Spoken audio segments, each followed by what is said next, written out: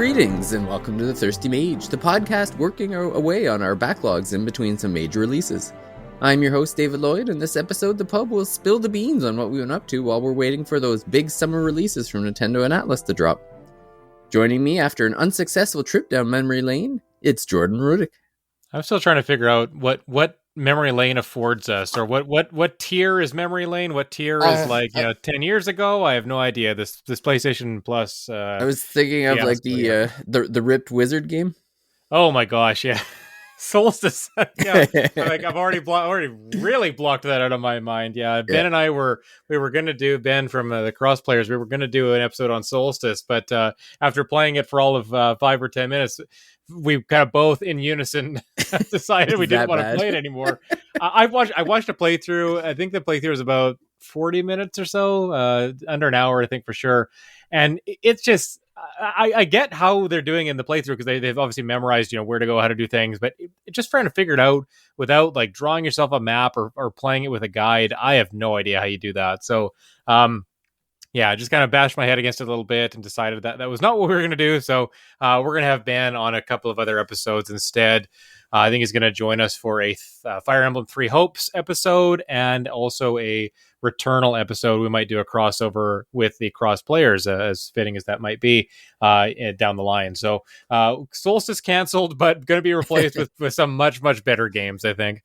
Yeah, that Solstice game always, I get it confused with, there's another game that came out in the Nintendo, like the monthly pass or whatever they call it, like retro games. I can't think of the name, but it's the one, it's kind of on the same thing where it's like the isometric wizard game where the only thing I remember about it is in the ending is like you fight a dragon, but there's this like convoluted way that you have to defeat the dragon by like calling upon this other guy to come, and then you like steal some scroll out of his hand so that the dragon will attack that guy instead, and then the victory is not even to defeat the dragon, it's just the dragon burns this other wizard and then just leaves, and that's how the game ends. And I always think wish I remembered the name of it, but that's not the Immortal, is it? Yeah, that's it. It's got to be, right? I think the only one that's isometric that I couldn't think of it. And it's all and it's just basically like a run of like these weird, like, well, you have to do this, and this, and you have to do it in this order and like that,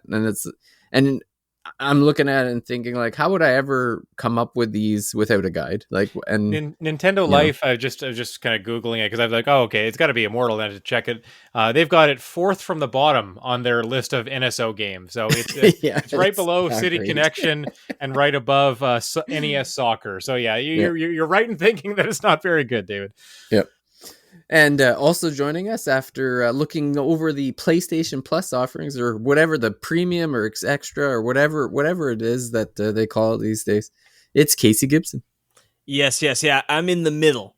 I'm not the lowest tier, not the highest tier. I don't know what they call it, but it gives you a little bit of something. And mainly Returnal was my main focus with getting that. And as Jordan sort of alluded to there, probably going to be a future episode. And spoiler, it's much better than that game you guys were going to play. So no doubt. Yes. I believe that. Yes. Yeah. Without knowing, if I knew nothing about Returnal, I would just assume it's better than Solstice. So. But I was like, I can't be spending money over here on Diablo Immortal. So let me go over to PlayStation and spend some money there. At least you feel like you're getting your money's worth. So you're telling me that Blizzard hasn't convinced you to dump your wallet into the gacha bottomless pit of Diablo Immortal? I'm not I'm guilty of spending a little, but not very much. Yeah, fool you once. Well, it was really, I got the season pass, which I'm cool with season passes. You know what I mean? Yeah. I think they're free games got to make money. I get that, and then I guess I'll save all that for when we actually get into it, because we're going to be talking Immortal. Mm-hmm. Yeah, I think we'll switch things up this week and start off with a last call, even though that's kind of like not the whole point of a last call, but the appetizer round. Yes, there you go. We'll start with some appetizers. Last call, but we have to order all of our drinks and food now, right? And then we just stockpile it. Call it happy hour, right? I like that. Happy hour. That's good. Happy hour. Oh, God. New segment. Good job, Case. That's perfect. Yeah. That's good. Yeah.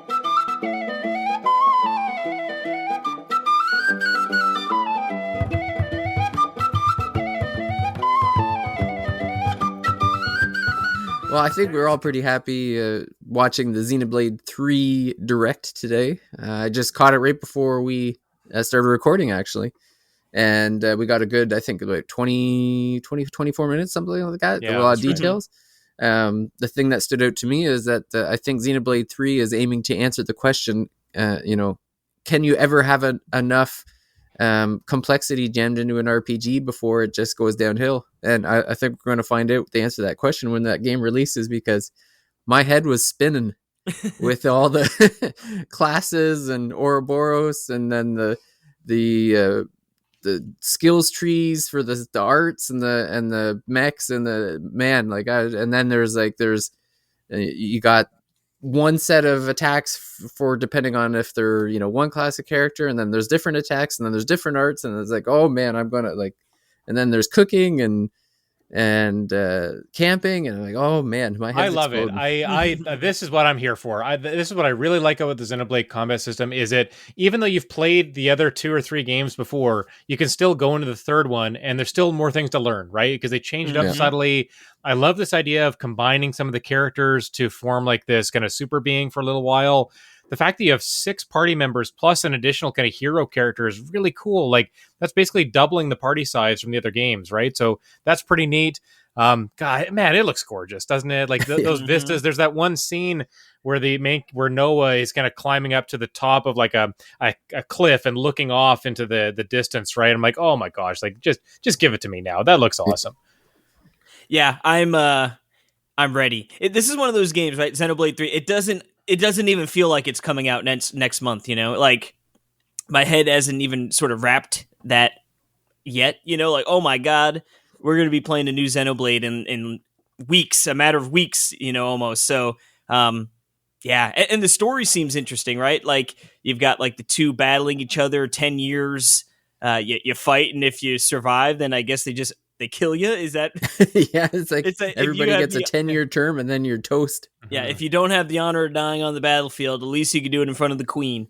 But yeah, it seems interesting. I mean, is there there's no better Nintendo game that does environments and worlds quite like Xenoblade and the Monolith Soft people. So I am so ready. David, I was going to ask you if you thought that the camping looked very similar to Tales of Arise? Tales of Arise, right? Yep. Like that felt like, hand-picked from that game, totally. Jumped out. I was sitting there like, I was trying to do the math, because I'm like, when did Tales of Arise come out? Because this looks identical. It was like, you sit there and, the 6 of them around a campfire, you choose a meal to make, which gives you benefits. And then you talk to the characters, which unlocks story and then quests and stuff. And I'm like, this is exactly how they do it in Tales of Arise. Yeah, and you're crafting gems there. I liked that crafting screen. It looked nice because you could use materials or money to craft. I always love that flexibility. It looks like they may have simplified what the gems do when you socket them into weapons or armor. It looks like they've simplified maybe their functions a little bit, rather than 2% to agility or 3% to your ability to lock down an enemy. It's like, 10 strength, 10 agility. Like, that's what I prefer, don't give me those arbitrary kind of percentages where you can't really, you don't figure out the math. I don't want to do math. Like, just put my strength up and then I hit harder. Easy, right? Yeah. I want to see bigger swing numbers. Yes, for sure. Yeah. I was getting a lot of vibes from a lot of things, like the story. Some of the story feels like from other RPGs and stuff. Like, well, even the 10-year term made me think of the movie Logan's Run. Where it's like you get to a certain age and then you have to die, but then they're like, you find out, you don't. David. Sorry, I said, ain't that the truth? You get to a certain age and die. Well, I mean, look what Sid looked like when he hit 30 in Final Fantasy VII. Like, he was at death's door, Yeah, that man saw 30 hard years. That was the end of his 10-year term, pretty much. He was just ready to blast off into space at that point, right? Yeah. I can't wait to see what he looks like. Oh my god, it's gonna be great. Hey, he might not even show up. I mean, we can talk about that maybe as a last call or later, but FF remake and then Rebirth, like Sid, who knows who's going to show up? The whole playbook's been thrown out. So what's coming next is anyone's guess. He'll be vaping instead of smoking cigarettes. I hope so. It'd be funny if he was like the exact opposite, where he's like this 20-year-old like hotshot. Yeah, it looks like he's 14. Yeah, that's right. And then his partner's the abusive one, or she's the one berating him, acting like a jerk. Like that'd be funny to do a little role reversal there, maybe. Yeah. I loved all the classes in this trailer. I think it's really neat that everyone can change their class, and not only that, but the hero characters, you can use their classes too. So it And just seems like clothes. and clothes and outfits. That's right. And it just, Jesus, there's tons of customizability to this game, rather than like Xenoblade 2, like looking through loot boxes to try to find blades to use. Ugh. It just seems like here you can kind of just pick and choose what you want, which is great. Yeah, those were rough, especially when brutal, you needed to use the stupid field abilities. Yeah. Oh yeah. crap! I Just don't have took one forever. that has this random. Yeah, that was. If there was one thing I could easily say that just should be removed from Xenoblade 2, field. I mean, that was one of the worst parts of the game, and it looks like they've streamlined it here. I think the story does look interesting, like this combat between the two races or the two factions, and then you have like this kind of council that seems to be overseeing things. The Nopon characters seem like funny, like the male one's voice is hilarious. It's like not a Nopon voice at all. It's just like it sounds like a gruff old man or something. I'm like, I want to meet them. I want to know about all these characters. Like his term's rough as well. Yeah, no doubt. They live forever. They got like 1,000-year term or something. But I can't wait for this game. Like this totally wet my whistle for it. I was like ready to buy the DLC pack even before I even played the game. I'm that hyped up about it. So Until you see the date. Did you see the date on when you would get it? yeah, December 31st next year. Yeah, 2023. It's like, give us our $30 now, right? and give me a year and a half of Xenoblade 3 content, baby. Let's go. a year and a half if you're lucky. It'd be Yeah, like mid 2024 before you see anything. I was thinking that, but then Torna came out. Torna beat the expectation, right? Like I think it was within a year. I think it might have been the following September when you got the Torna DLC. I think so. It didn't end up being a year and a half, 2 years, whatever the estimate was. I think it did beat it, or it came out within 12 months of the base game. So if that holds true, then it'd be okay. But The ball's on Nintendo, though, man. true. Well, I was going to say, plus now, right? This was supposed to release in September, releasing now in July. So Yeah, this stuff has clearly been done. been done with this It's been game. done. Yeah, so hopefully, they're putting the polish on the I was DLC. gonna say, if more it's than done, anything. why not just release it in 6 months? Why 18? or add it, as part of the game. Yeah, there's that too. Yeah, well, this is the thing I don't get. Why don't they sell like collector's editions or limited editions that have all the DLC or at least the pack bundled in? Like that's just a funny thing that Nintendo doesn't really do. They don't sell like legendary editions of their games. Did you see how they tried to sell the collector's edition already? Or what collector's edition? Did anyone actually get it outside of Australia? I don't know. What's the Schrödinger? What's the guy's name? The cat that may or may not exist because you can't see it. Yeah, Schrodinger's cat. Yeah. Like, does the collector's edition exist if no one knows it? Like, if no one's seen one. The hilarious thing is that collectors didn't even have the DLC, right? Like, I get it. Like the statue's nice, art book, all that stuff. That's fine. But like, if I'm gonna buy it, like I want the extra content. I want the actual extra gameplay. I mean, I bought the Xenoblade 2 Chronicles collector's edition, and it didn't come with the Torna DLC. Yeah, no, I know. I don't think that's necessarily. They just don't do it, right? They just don't do it. I also thought it was funny that they made a big deal about how you can mark something on a map, and there's like a literal streak of color that will. It's so good. It's so perfect. I love that. Yeah, quality of life changes are always, beautiful, or not changes, but just features that make things simpler. Well, you say quality of life, and I know David's going to spend about 5 hours just trying to decipher the combat UI on the first day he plays it. So there's quality of life in some areas, and other areas not. No. Well, like you said, it'll be one of those. You'll be going up to the final boss, and you'll still be learning something new about the combat. I like it. I like crud. it. Yeah. Well, the big question is when does the tutorial section end? Is it at the 40-hour mark like Xenoblade 2? Or never really ends. Yeah, sorry. Yeah. The whole game is a tutorial, and you're actually just the DLC is the main game. That's it. Yeah, smart. I'll be that gif of Sylvester when he's drinking coffee out of one side of his mouth and got about 7 cigarettes on the other side, and he's like shaking because he's trying to figure out.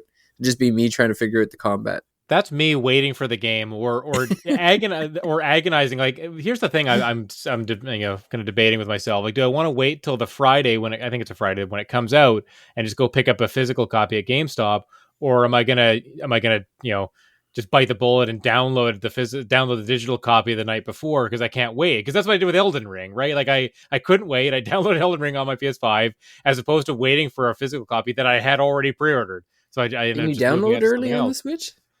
I don't know. Sometimes they do. Sometimes it's 9 p.m. Pacific. Sometimes it's midnight Pacific. Sometimes it's the next day. I think first party Nintendo is at the latest midnight Pacific, but it might be 9. I'll need to. I think usually it's like a Nintendo one. If it would be Eastern, I think. Yeah, so probably midnight Eastern then, right? So if I can play that at 9 p.m. and get a decent night out of it, like I might just do that, and then I'll get the physical copy anyways because I want to have it. But yeah, that's for me. I mean, if I could get a game at 9, I would definitely play it the night before. Yes, but yeah, yes, you know what? Sure. At midnight every single time, and especially now that I have a job that requires me to get up early. I'm struggling to stay up to like 10, 11 o'clock. I get it. Days, yeah. So it's like, even when I do stay up, it's like a half hour of learning how to play the game when I'm like struggling to keep my eyes open, Yeah. And then it's not the most exciting 30 minutes at the beginning of an RPG generally, right? Like it's like I've waited so long for this game and all I want to do is go to bed, It's like, so what I'm now like, I'm waiting till Friday. Half of it's going to be what you just saw in today's direct, right? Like it looked like a lot of early game footage they were showing, right? Like the war was still happening. I'm okay with that. Characters just meeting each other, like probably a 1 hour cinema scene that opens the game, and that was like 20 minutes of it. Hey, we're getting into Yakuza territory at this point with those long cutscenes. Okay, that's Sega's thing, but matter of Final Fantasy 14, you get those too, where it's like, hey, this is going to take a while. Make sure you got time. That's right. So the big question: who's going to be playing handheld and who's going to be playing on the TV? Because I'm a little worried with everything that's going on that if I try to play handheld, it's going to melt my hands. I'm a TV guy. I have not played the Switch handheld that often, especially as of the last while. I'd much rather, especially Xenoblade, baby. You need to see that on the big screen. There was a significant difference in quality between TV and handheld on a Xenoblade 2. Let me tell you. I remember, yeah, it was pretty rough. Saying that, like, I'm still probably going to go handheld because like this is an 80 to 100 hour RPG for me. Like, I'm just not going to have that time in front of the TV with the lifestyle here. So it's gonna be mostly handheld. I'll probably throw it in the dock, on occasion. Maybe when a big boss fight is coming up or something. You got to start the game in TV mode. No. Yeah. Probably that first night for sure. If I had it at 9, I would definitely I'd head downstairs, play it on the 65-inch TV for sure. Just to have a few good nights like that. But it'll end up being probably at best 50-50, but more likely 75-80% on handheld. Cool. Well, I can't wait. Any final thoughts before we get into the actual topic for the night? I will not watch a single thing more on Xenoblade 3. Yeah, I was just gonna say that. Oh my god, Casey. And it's funny, I didn't even watch the full direct. I wasn't gonna watch it at all. And then when you guys were like, let's talk about it, so I watched like the first half of it. I know I'm playing this game. I know the chances are I'm probably gonna love it. Well, I mean, I'm definitely going to enjoy it. Let's be serious, and it'll probably be a game I love. So I don't need to see another thing to convince me. Yeah, totally the same. I was even debating watching this, but then when we had mentioned we were going to talk about it, I'm like, all right, I'll watch it then. I'll watch it. I know. I pushed everyone to watch the rec. I did. I wanted an incentive to watch it because I was also the same boat of like, I'm already getting it. I know I'm going to love it. Like, I don't want to see any more. I'm already hyped. But then the truth is, like, I don't think they showed too much, and what they did got me really excited for it. So now, like, it's the countdown, right? We're a month and a week basically away from this game, and it's going to be a hard 5 weeks to wait. Oh yeah, for sure.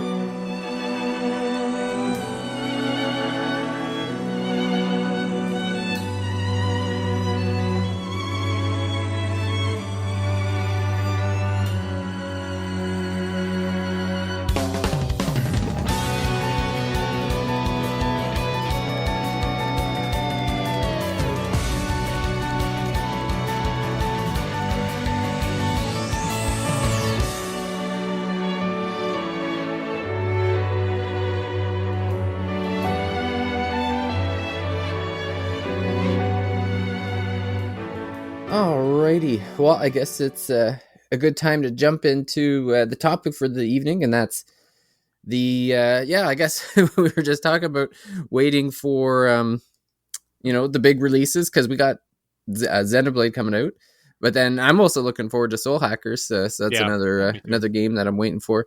But it usually, I guess it's always around the summertime because I guess summertime is usually kind of in between releases. You get some big ones in April, maybe May, even as late as May. Then June and July are usually pretty quiet until you start getting the later summer releases. And I always go through this little funk of like not being able to play anything, or not being able to get into anything. It's like I finished like these big games in April, May, and then I'm just like not in the mood or whatever. It's just hard to, or whatever I play like after that has to live up to the amazing game I just played. Like imagine the game I don't even remember the game I played after Final Fantasy VII Remake, but I probably hated it. Didn't stand a chance. Yeah, like it didn't even matter. It didn't matter what you played after. Like you were still thinking about that game the whole time. So yeah, exactly. So, but yeah, I guess we're kind of in that kind of territory right now. And I know we're all playing like something different just to kind of kill the time, I guess, to a certain degree. But Casey, I know you and I actually I've been playing it. Not nearly as much as you, but I know you've been playing a game that I've been playing, and you mentioned it earlier this show. Yep, yeah, I've been like you said, we're sort of trying to patch the gaps until these next big boy games come out. I've been playing some E's, I've been playing some Returnal, but today we're going to be talking about Diablo Immortal. Oh, what? Wrong podcast. Just do it anyway. Yeah. I'm used to. Yeah. I'm gonna leave the flicking in. Yeah, please leave it in. It's really good. Yeah, normally we do snaps and then we put some music in. Yes, so Diablo Immortal, it is Blizzard's newest offering. It is a mobile game, but after much backlash, it is now also on the PC. It's in beta form on the PC, so it's nice and touch to continue is still on there, so you'll be clicking even though you're being told to touch. But yes, Diablo Immortal, this again infamously was sort of announced a couple years at BlizzCon to it got booed, didn't it? Oh yeah, it was horrible. Yes it did. It did. when it was shown that it was a mobile game, I remember the boos. You know what it is? My theory is, and I'm pretty sure there's some truth behind this, is that they were going to show off D4 and Immortal at the same one, and then they had to push back Diablo 4. I guess it wasn't ready to show, but for some weird reason they went ahead with Immortal anyway. I guess they had to show something. So yeah, it was bad. Yeah, there's like the famous is this an out of season April Fool's joke? Asked to the developers. The one guy was like, yeah, is this going to come to PC or mobile only? And they're like, what, do you guys not have phones? It's like, oh, just a disaster, so good, really. Man. So good. And then, so now this game has come out and it is a disaster. But in a weird way, right? Like, I guess anyone who's heard of Diablo, anyone probably in the gaming sphere has heard how egregious it is with the pay to win.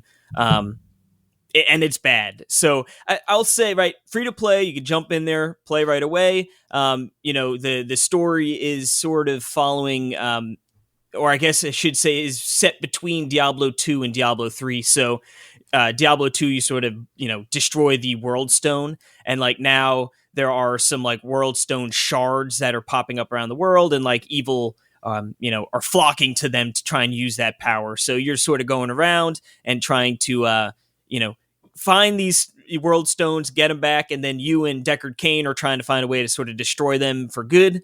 And it's fun in that sense, right? Like I'm a big Diablo 2 guy. I love that story. So to get some more characters like, Deckard Cain in here, you're getting World Stone, Bale, Tal Rasha. These are characters that are pretty, famous throughout Diablo 2. So to get to see them in a, Diablo Immortal here is fun. And as far as the story goes, it's nothing groundbreaking, but it's, it keeps you pushing forward, and the areas are cool. I mean, it very Diablo, right? It feels like Diablo 3 mobile, essentially, with some tweaks and stuff, which is, a good and bad thing, I'd say. Good in the sense that, like, Diablo 3, like, the combat it feels really good, like when you go into a pack and you're using these abilities, like, you feel it. It feels like you're just causing destruction. So I have that same feeling Diablo 3, in Diablo Immortal here. But again, it's sort of fast paced, like you're going to just blow through enemies. Especially if you do some of the alternative activities. So essentially, you got the story mode, and like it is dictated by like, hey, this is a story quest, and you can follow it. It is very much like the quest will literally have like a dashed line where you need to go on the floor, And I'm guessing that's more mobile centric than like where if it was on the PC solo, it'd be more like, hey, maybe they put like a point on the map. But instead, this one always just has footprints to like where you got to go. So you're never going to get lost. But there are lots of other things to do. There are bounties, which is pretty much like, hey, you can go kill, pick up this quest to go kill X amount of these enemies. And that sort of gets you bouncing around in different areas. There are rifts, which are just like little instances. You go kill a bunch of enemies. And then after you kill a certain amount, a big boss pops up. You kill him, you get loot. And then like challenge rifts. And so there's things to do. And like that's sort of where all of a sudden like it pushes you towards the money. So as you're playing the game, and you can play this game like free to play through the story pretty easily. Like you might get throttled a little bit. Like it'll be like, hey, you got to be level 35 to push on, the story quest here. And you might be like level 32. So like, all right, I'm going to have to go do some bounties or some rifts and some other, things till I can, get to push the story forward. And there's ways to like, if you get the battle pass, you get more experience when you level those up. And there's ways that like they're sort of incentivized, like, hey, you can spend some money and get that quicker, but it is doable, I'd say, to play it without having to pay. Where they get the payers is where, if you're like, hey, I want to be the biggest, baddest dude in Diablo Immortal, and then it's like the only way to do that is to open the old wallet. And pretty much, I don't know how much you two know about it, but the rifts are essentially the big, like, sort of recyclable content. You need to go in there and you can get these gems. Now, gems fall, and there's like a 1-star gem, a 2-star gem, and then a 5-star gem. Don't ask me why they switched. Probably just because 5 sounds way better than a 3-star gem. And then what happens is like to get a 5-star gem is like the smallest percent. Like like super small. And you can only get 5-star gems from the legendary crests, which are you only get those through money. So it's like, yeah, so you can get crests pretty easily, and like they're not going to give you great rewards. Then there's like the legendary crest, but then they have this one. It is the dirtiest, sneakiest thing, and then this is honestly, I haven't played Immortal in a couple days, and I honestly, it's like when I found out about this, I was like, it's like I don't even really want to play it anymore. Hold on, let me see, Diablo Immortal crests, because so essentially, I'm trying to see if I can get the names here. There are 2 crests. There's like a legendary one, and then there's like the ultra legendary one. And like you can get the legendary ones through like the battle pass and stuff. Again, you're paying for this, right? But at least like, oh, it's like, hey, it's part of the battle pass. I'm earning these crests, and then I can get the good stuff, But then there are like the eternal legendary quests. And those are the ones you can only get by literally paying money. So the difference between these two things is in the regular legendary quest, if you get a gem, you cannot trade it to anybody. But if you use the eternal legendary crests, then you can put it on the auction house in the game to sell it for another premium currency. And it's just like, what? So there are 3 crests, but they like the icons between the legendary and the eternal legendary, they're both purple. They both look almost identical unless you look at it real close. And then you're like, wait, those are different. And it's just like dirty, slimy little sneaky. Things like it's this. So sneaky. Yeah. So you get the people who are like, oh, baby, I can get some of these legendary crests and get the big boy gems with the battle pass. And like, cool, let's do that. And then it's like, you actually find out, no, you can get like good gems with that, but you can't trade it, like only tradable are with the eternal legendaries. Yeah. And it's like just so slimy, dude. Mm-hmm. It's like, And like I said, that was honestly like they beat you over the head with the pay to win in this game. You beat like the first dungeon, and it's like, oh baby, you've unlocked the legendary treasure trove for 99 cents. And then it's like it's an 800% value, and it's like some of the in-store currency and like a cosmetic skin, you know.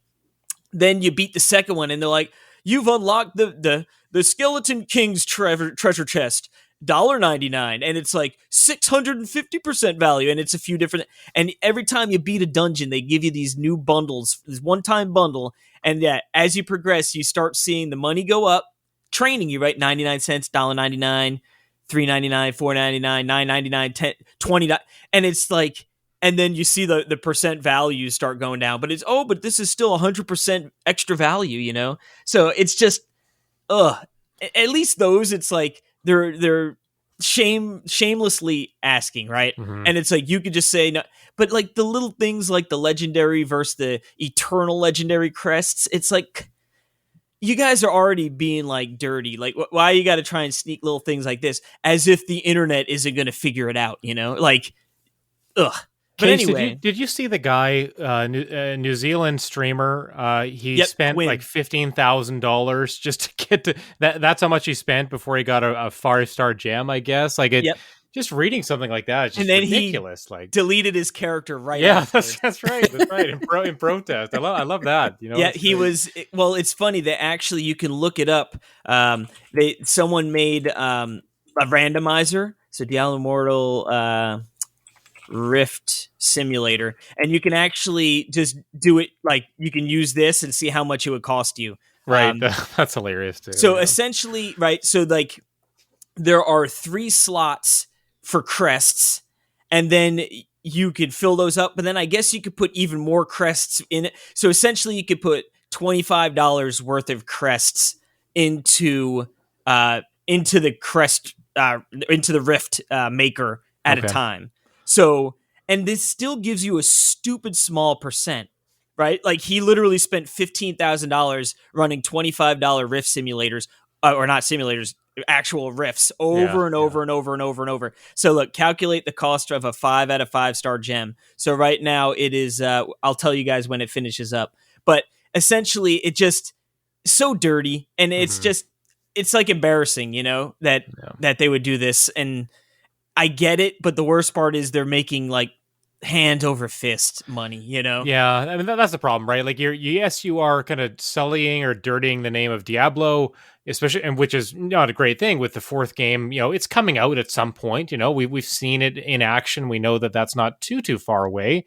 But yeah, that's the problem. You make money doing things like these, even though it hurts your reputation. You know, the fans obviously aren't happy about it, but the people that like it and they want to spend money, they're going to spend money, and that's I guess it's business as much as it sucks, you know, for more casual players. But all right, so my simulation's up. It only cost me $4,750 to get a 5-star gem. Okay, so you're ahead of the New Zealand guy. Then, yeah. Let's see. I'll see. Maybe I'll go again. We'll see how long it gets to. Now, here's the thing, right? So you like and it's again. Oh, one of the developers, like one of the lead guys, I forget his name. Wyatt, I think is his name. Wyatt Chen. I something like that. He is like. Right before it's like, I'm just reiterating, you cannot spend real money to buy gear like that. You cannot do that. And then it's like, yeah, but the gear doesn't matter because it's the gems that matter. Like a 5-star gem, like the power you would get from that is like tenfold all of your gear put together. You know what I mean? So it's like, yeah, you're not technically buying gear, but you're buying the power. Which are the gems, you know? It's like advertising that says like, oh, it's 100% Canadian beef or 100% American beef, but it's not. It's 100% from one country, but that doesn't make it all beef or like the good material, you know? It's that false advertising, right? Again, so look at that. I'm still ahead of him. $11,375 for 2 of these. Geez. You should quit your day job. I think you got a good career in Diablo Immortal right here. I think. Now, what the thing is, it's like. To get the ultimate power, and I'm sure, again, anyone sort of familiar with the situations, like, have seen the articles, like, hey, $100,000 to max out your character, and that's because you can, like, you can actually socket these 5-star gems with more 5-star gems. You know what I mean? So it's like, not only, all right, I finally got all my 5-star gems. Now it's time to put more of those gems in this gem to make it even more powerful, you know?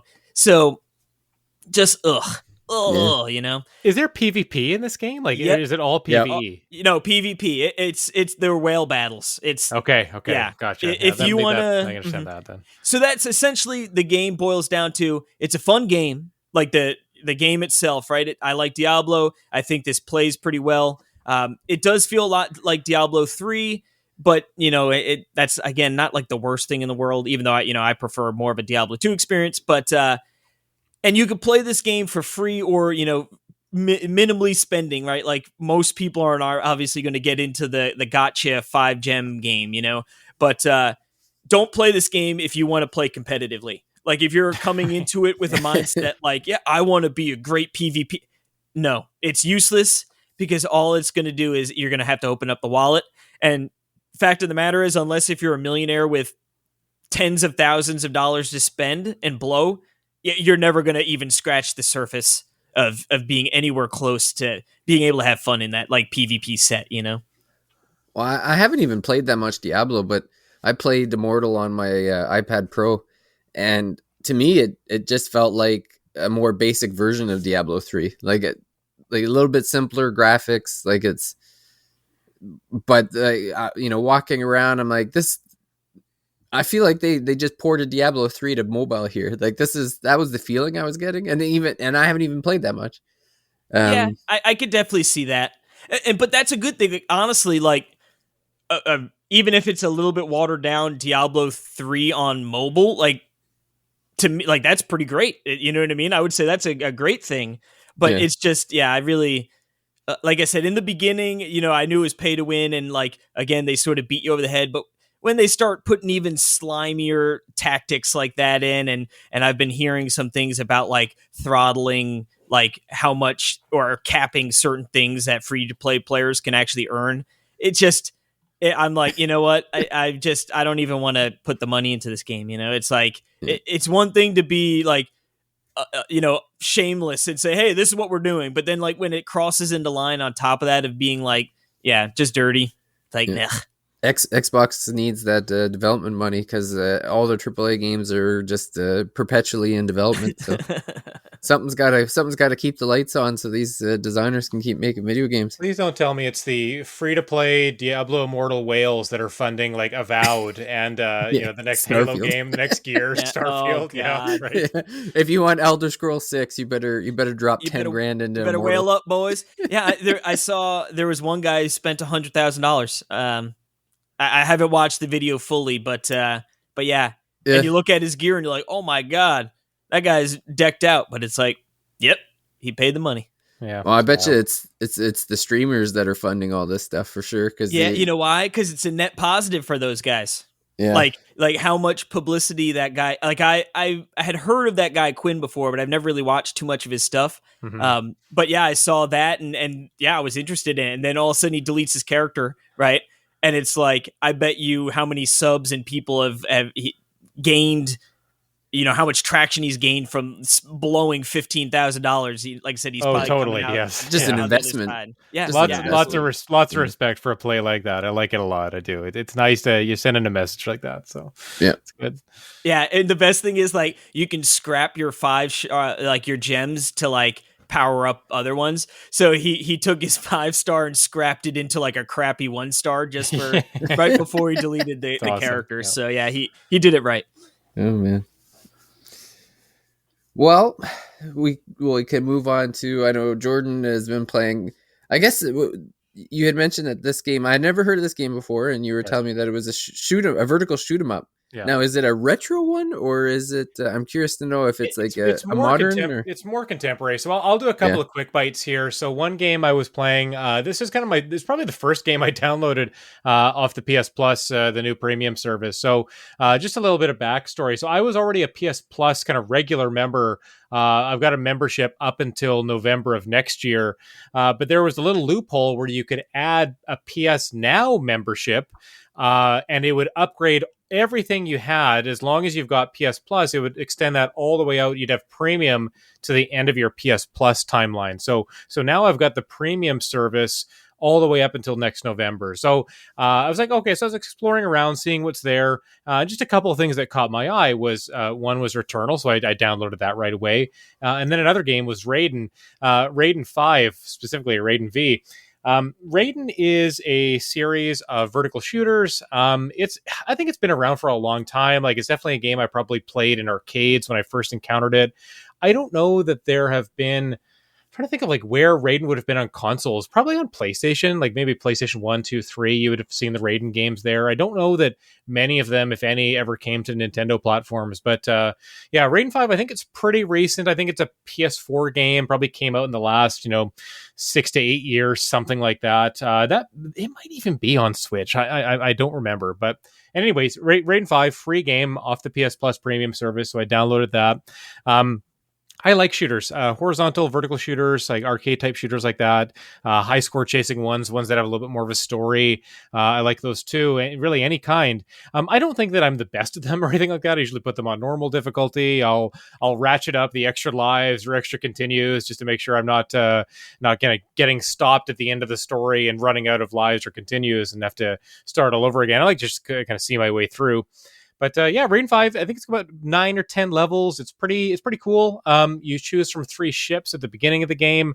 Then after you choose your ship, there are 3 categories of weapon types. So one is like a standard kind of machine gun type fire. It's orange color. There's a blue laser type that kind of fires in front of you, a little bit more concentrated.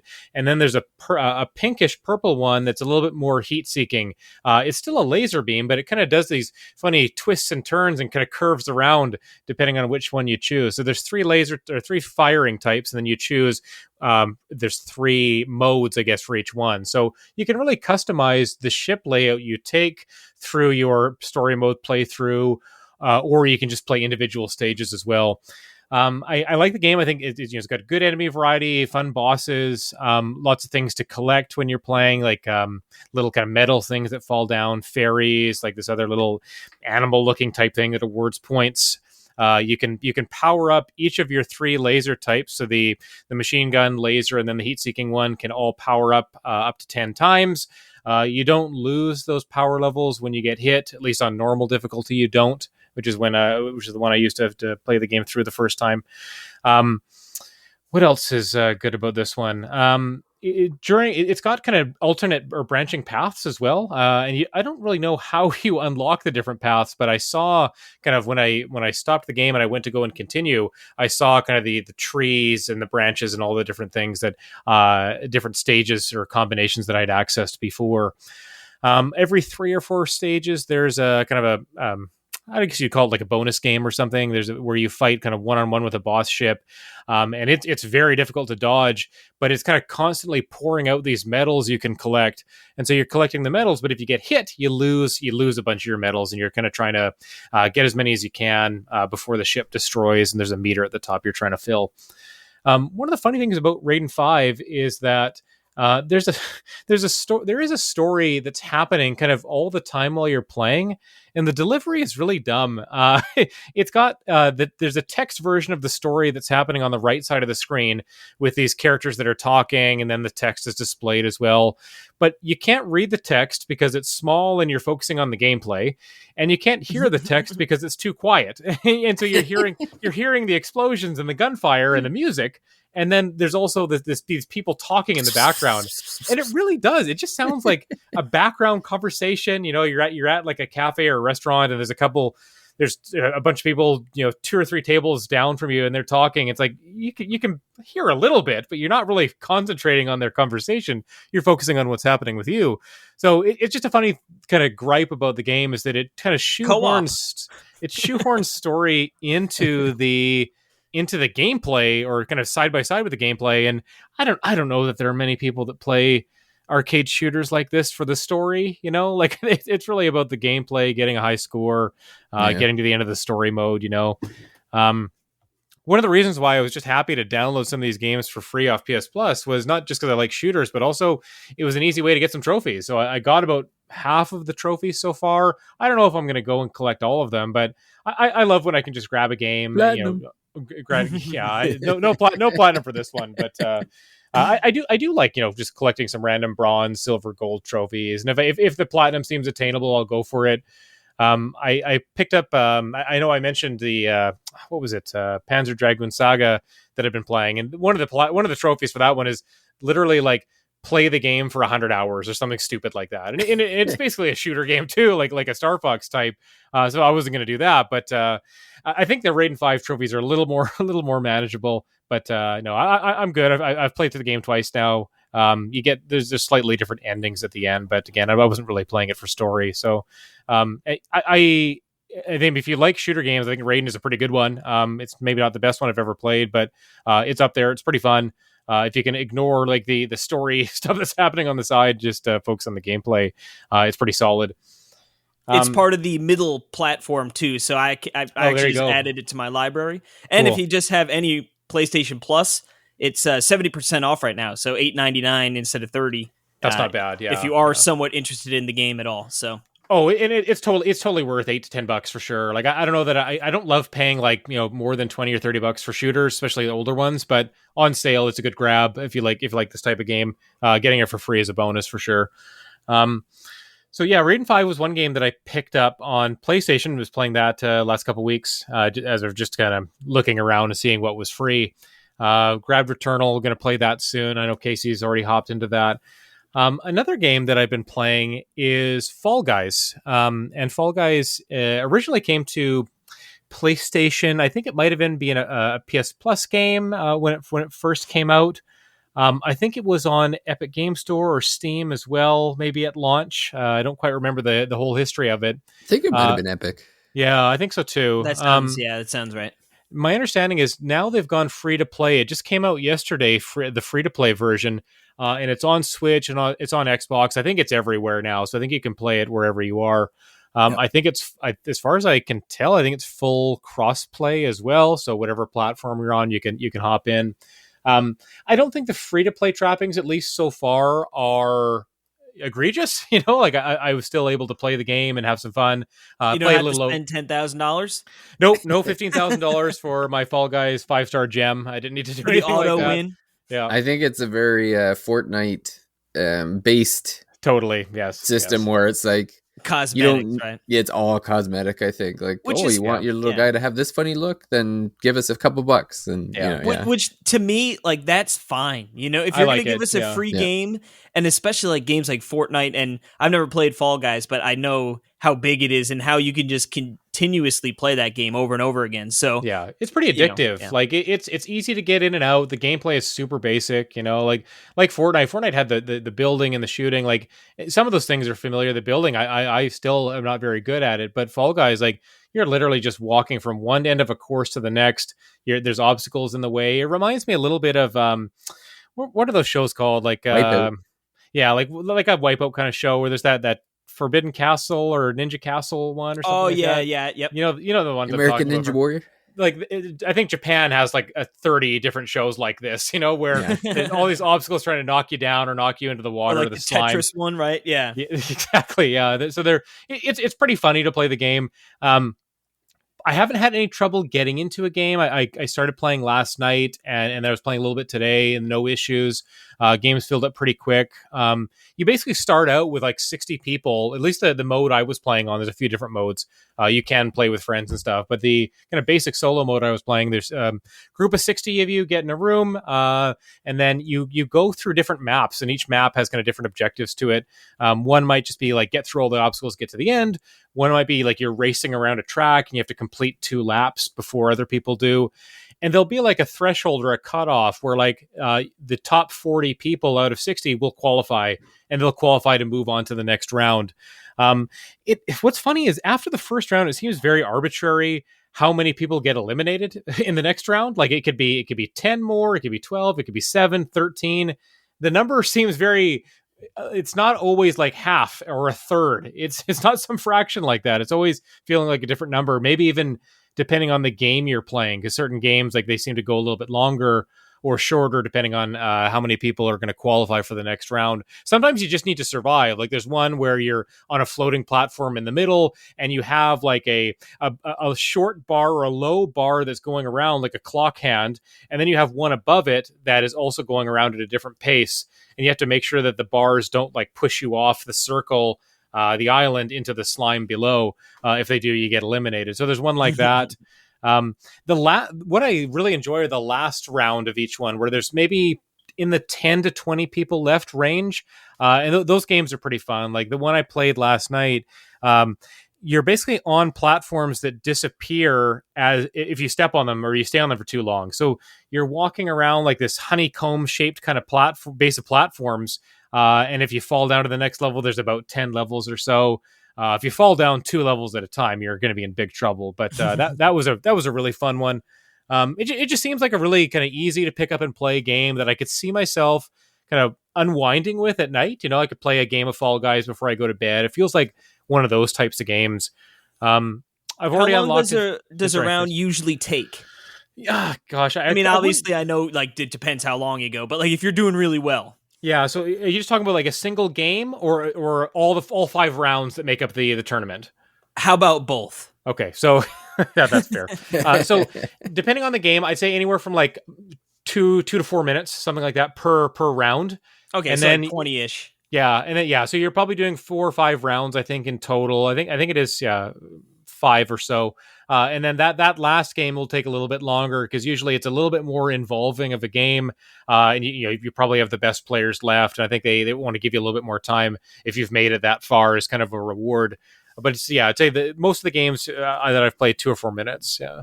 Okay, so nice and snippety snap.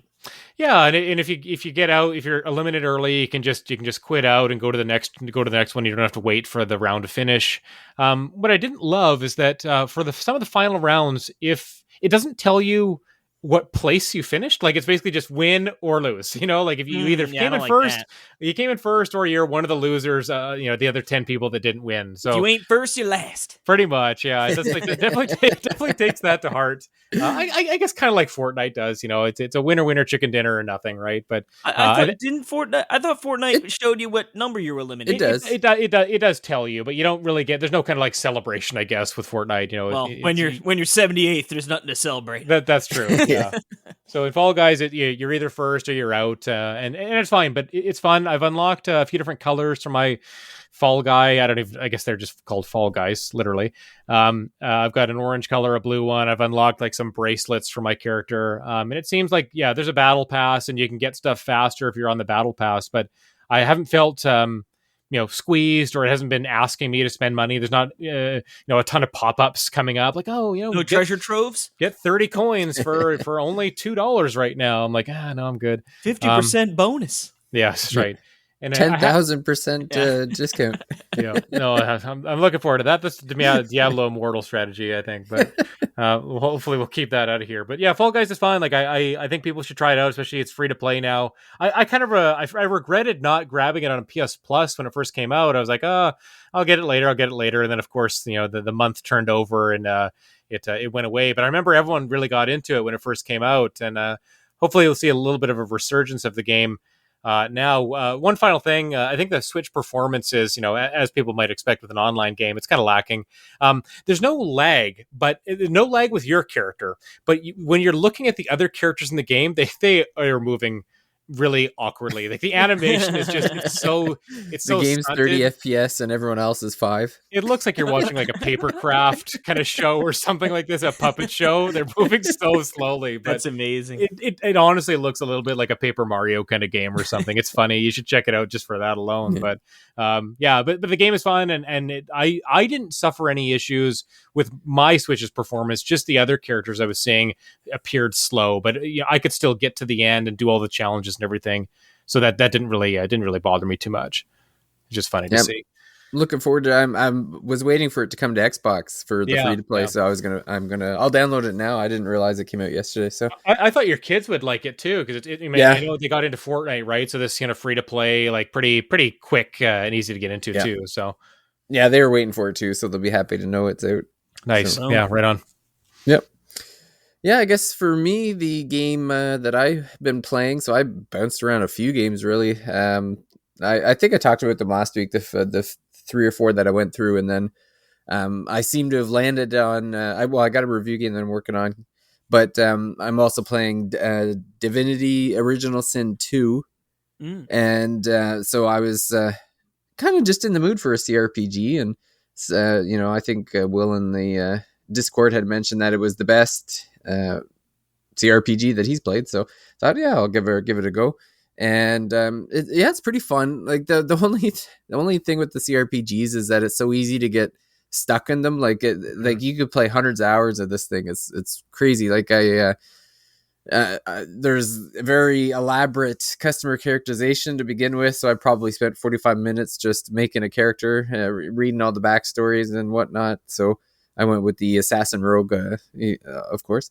Doesn't And surprise me. no, that's I'm It's your anything. go-to, I'm right? predictable if anything. So um, and then the tutorial takes place on a boat. So I guess like the whole kind of point of the game is that you're I guess you have like some kind of magic ability, and this group of people are rounding up all the magic people and trying to throw them on an island or kill them or something. And so you start the game off on this prison boat, and you just the whole point of it's just a kind of a tutorial to get you immersed into the game or whatever, to see how things work and mechanics work. But I ended up spending like a couple hours just in the tutorial because I was having fun just like finding different ways to cause mayhem. There's a couple opportunities to fight early on, and once I realized, like, discovered new ways to do things. Like, I didn't realize like you could throw oil and then throw fire and then just watch everyone burn to death. Like, that was pretty fun. Then you got your standard, like, because I'm a sneaky assassin, I was able to like sneak up on people and stab them in the back and stuff. So I kept playing as much as I could to checking all the nooks and crannies and opening all the boxes, and like there's just so much to do. It's insane. So then when the tutorial section's over, the boat kind of gets destroyed, and you kind of wash up on the island that you were on the way to anyway. So basically the point of the, I guess, first mission or whatever you want to call it is that you're supposed to find a way off the island. So there's all these other mages that are in prison like you, and you're just trying to figure out how to get off the island, and you're doing these side quests, and you're finding materials and weapons and leveling up and everything. And there's just so much to do. It's crazy. So I probably put about 10 or 12 hours in it, and I still haven't even left finished the first mission because I'm just going around seeing what's going on in the world. So it's pretty fun. There's a pretty elaborate fight in the depths of this jail, and I ended up playing it a few times because, like, the first time pretty much all my characters died except one. I only had one guy left. So I'm like, okay, I don't know if this is permadeath or not, but I'm not going to take the chance. So I'm just going to load my last save and learn from my mistakes. And I did much better the second time around when I realized it's one of those things is like, okay, there's so many environmental factors. I had actually set my own party on fire when I set the enemy on fire. So it was like this mutual destruction of I sent one mage off like away from everybody, and then sent everyone in to like kind of go fight or whatever. And then I'm like, all right, I'm going to guy to survive. Yeah, so I so I started shooting fireballs, and I didn't realize that there was friendly fire too. So everyone's just burning to death. You're like, what's going on? I'm like, oh, sorry, buddy, I didn't realize that the arc of damage was that high. So my character's like, in each turn, like you're losing health. So I'm just watching all my party members burn to death, and doing nothing to help. Yeah, just hanging back. You guys got this. Go. And then finding out like there was like these water bombs I could have picked up earlier and stuff. So I picked those up, and then I figured out a way to chain like water and electricity, and then had found other ways to like hide characters. And then some of the characters even have like one guy has a skill tree that I was able to level up where if he's poisoned or burnt or on fire or something, then you can use this ability and it kind of like takes away all the status effects. So I could start dropping my fire bombs and just use the skill or whatever. So it's just it's like it's endless what you can do in this game, which is kind of the hallmark of a good CRPG. Is that like when you can never find the extent of what you can do, like when you never find the limits, you just keep on going and going and going. Like it's just this was made by some people who knew what they were doing. It's Larian Studios, and like this is the Baldur's Gates folks. So okay, yeah, so they've got a pedigree. Yeah, they know what they're doing. And were you guys Baldur Gate guys back in the day? No, we actually are. We decidedly we're not. Yes. Oh, but that's right. You replayed the new ones, right? Yeah. We trashed it on YouTube, and we're still hearing the. I'm pretty sure NWR is still getting hate mail for that video. Still one of our top videos, and filled with negative comments. Yeah. Well, that's funny because I remember. For me growing up, obviously. Oh, okay, Diablo. Yeah, I know. But I had one buddy who like swore by Baldur's Gate, and then I remember like sleeping over his house and like trying to play it, and I was just like, I don't know, man. You gotta like to read those games, man. This is certainly not Diablo. My dad played all the Baldur's Gate games, so I watched him play a little bit. And I still just found them very obtuse and hard to get into. And like he had a bunch of guidebooks and stuff too, and he was really into them, and it was cool to watch him play them. But yeah, for me it was always Diablo. I was going to make a joke earlier, David. You talked about, hour or two in the tutorial. And I'm like, if you're not a 10-hour tutorial in a CRPG, are you even trying to play the game properly? Like, yeah. I mean, that's why you're setting everybody on fire, because you didn't spend enough time in the tutorial, I think. Yep. Well, it's one of those things. I'm the learn from my mistakes kind of guy. So you set your party on fire and burn them all to death. And then you're like, well, I won't do that again. So yeah. Yeah, it's pretty fun. I was kind of, before I started, I was like, it was either this or Disco Elysium. It's still on my backlog, and I ended up going with this one instead for now. But do we know how this seems like it'd be a nice, healthy, long game? Oh, I think it could be like. I think people have put a couple 100 hours into this game before. Like it's one of those. So yeah, okay. So I'm seeing main story 59 hours. Main plus extra 99, and if you're going to completionist this bad boy, 151. Yeah, that's wild, man. Yeah. So that'll keep you busy if it sinks your teeth into it till Xenoblade. Yeah, it's definitely something that I could play right up to Xenoblade. Like I think it's I still like Wasteland 3 is still like one of my favorite ones CRPGs that I played. And I was definitely missing that like feeling of like, oh man, this is a fun CRPG. So I don't know. I still lean towards Wasteland 3 as more fun right now, just because I liked the kind of, it's not like the post-apocalyptic futuristic-y thing. Like, or Divinity is more of like your medieval, Dungeons and Dragons type, swords and shields and bows and stuff. But, Wasteland 3, like you're using guns and rocket launchers, and is it more like a Fallout situation? It sounds. Oh like? Yeah, it's totally like Fallout. Yeah, and there's like I think it's there's a robot Ronald Reagan AI and stuff. Like it's crazy. Every game should have that practically. Yeah. But yeah, every single game. Persona. Yeah. So yeah, it's a good game. I'm enjoying it so far, and it'll definitely keep me busy leading up to Xenoblade. I mean, I've heard tons of good things, and really nothing but good things about this game. It's just one of those things. Like, it is a total time sink. Like, I can't imagine adding a game like this to my backlog and being like, when am I ever going to choose this one from the pile? Like, I just happen to have 2 months free where I'm not doing anything. Like the releases are only going to get worse as the rest of the year continues. Like this really is probably our final lull before July hits. And then you're going to be sprinting, right? July, August, September. You're always going to be crazy. We're probably getting a Nintendo Direct next month, or next week, I should say. And like, there's going to be shadow drops. There's going to be more announcements. Like, it's the finally pile Paper of games Mario to play. 1,000-Year Door remake. That's it. Yeah. What's the September? There's a big September game. Like, I know there's Xenoblade, Soul Hackers, Splatoon. Okay, and then there's the Pokemon. Like, was it 9th generation's coming That'll out? That'll be November, right? November. I mean, there'll be something in October for sure. We don't really know yet. What would be cool is if we got like a crazy, hey, here's Mario Odyssey 2.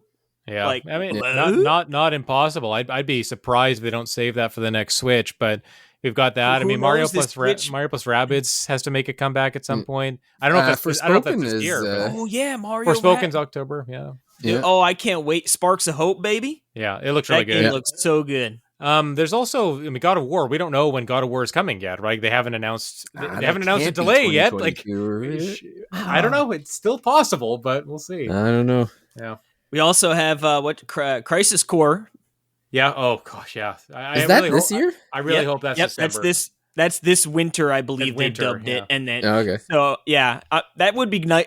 That'd be like a perfect early December. It would be right? fantastic for even though I know for technically Christmas. that's not winter, blah blah blah. But yeah, that's the funny thing about saying winter 2022 is like really it's it's so not. vague. But, yeah, there's like what 9 days in winter 2022. That's it, right?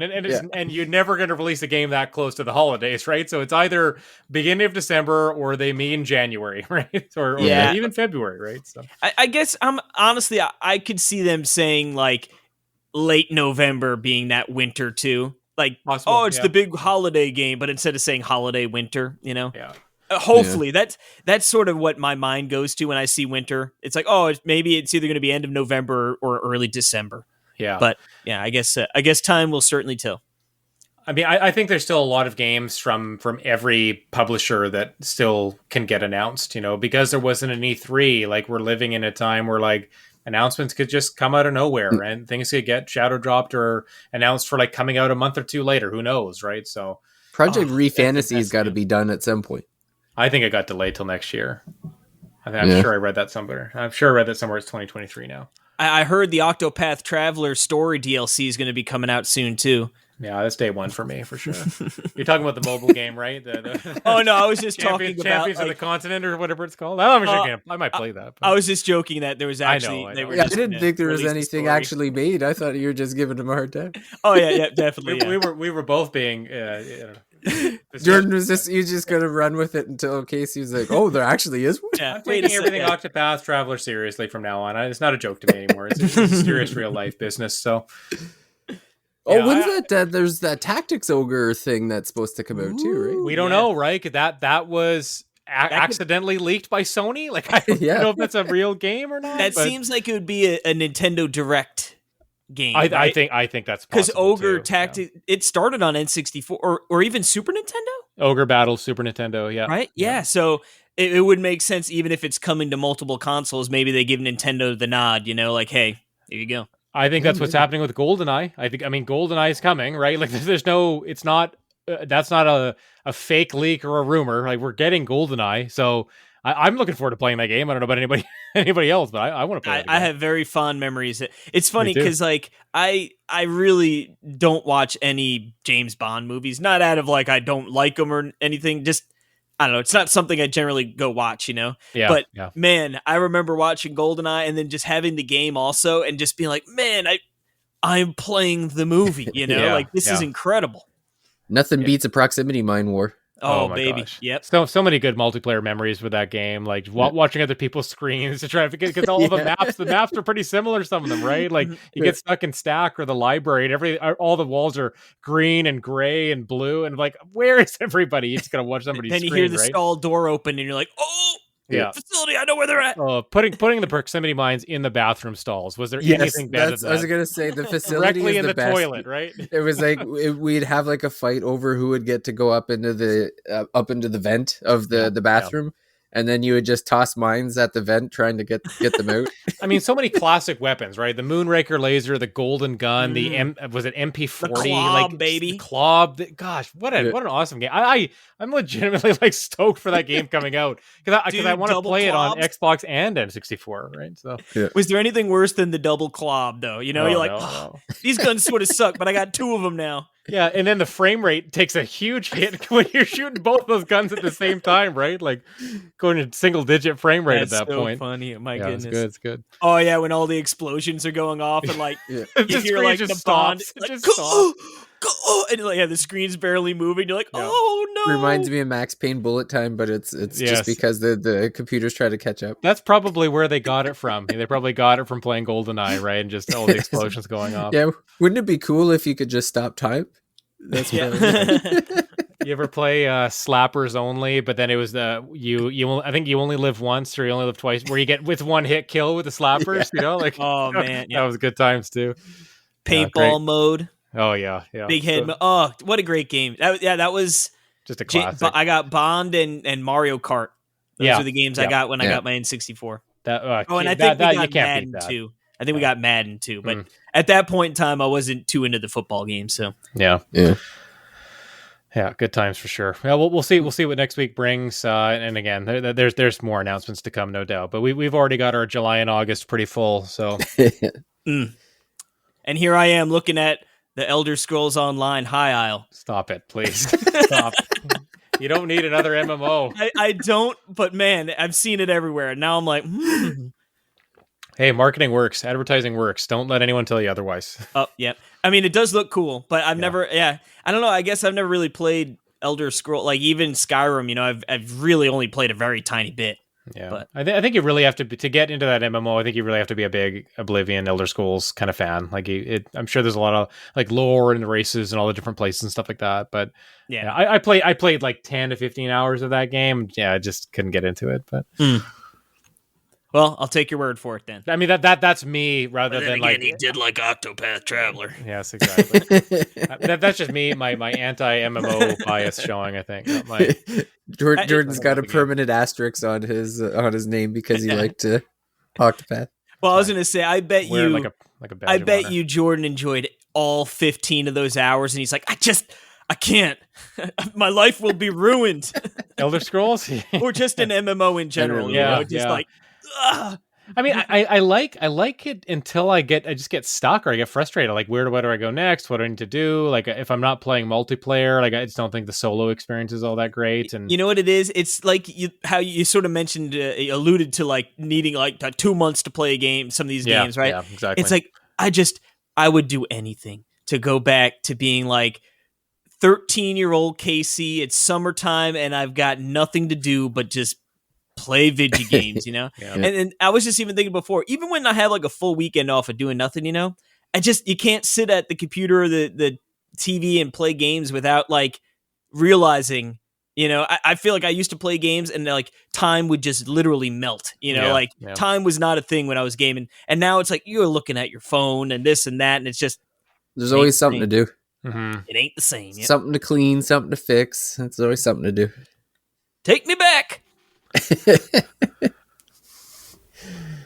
Oh man. Well, this seems like a good spot to wrap her up, Jordan. Yeah, sounds good. So fun to just get an update on some of the games we've been playing. David and I have been playing a game for review that we're looking to talk about soon. I just finished it yesterday. David's still working on it, but you'll see our thoughts on that probably in the next week or so. But yeah, more to come on some review games. Of Three Hopes is coming out on Friday. I'm going to pick that up. I know Paige and I are planning to do an episode. I think Ben is going to join us, like I mentioned at the top of the show. So we'll get on that probably for early July. And then, I think a lot of us are excited to see what the Nintendo Direct will bring. Probably the Final Fantasy Pixel remasters, and David will be eating his words, and I'll be gloating all over social media. That'll be fun. Looking forward to that, obviously.